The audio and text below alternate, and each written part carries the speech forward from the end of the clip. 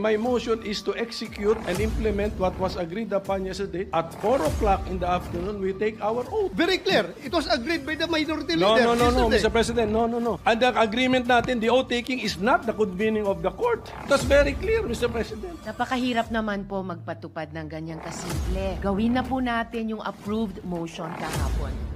Shouldn't we, in good faith, implement the approved motion from yesterday, Mr. President? That at 4 o'clock, we should be taking our oath as senator judges. And then we'll give way to the privileged speech, Mr. President. So that was the motion approved by the body yesterday.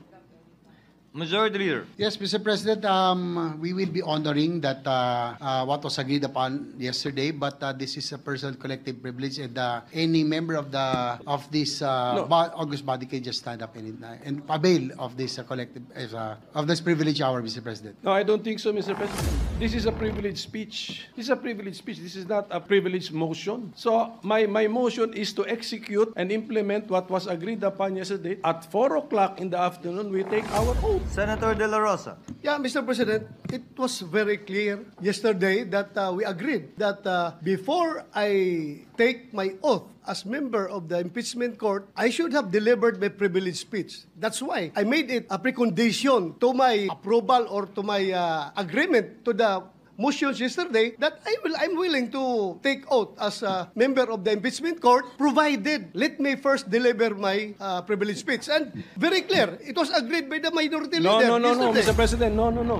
It was stressed the convening of the court. That was the issue. And the agreement natin, the oath taking is not the convening of the court. That's very clear, Mr. President. Several members are raising their hands. May I first acknowledge our Majority Floor Leader, Senator Tolentino. Thereafter, our Deputy Minority Floor Leader, Senator Ontiveros. Let me remind the gentlemen that yesterday this representation moved to expunge from the records the word agreement precisely because this representation would want that all matter that arose yesterday should be express stipulations coming from the mandate of the Constitution. Yung agreement po siguro inalis na natin to reflect the solemnness of the proceedings yesterday. So kung ano po yun na pag-usapan, Mr. President, siguro yung dalawang ginoon na lamang muli ang magkasundo, pero the record should not reflect the word agreement. Iyon po lang yung sinasabi ko, Mr. President. Maraming salamat po. What I'm asking to be enforced is the motion approved already, Mr. President. So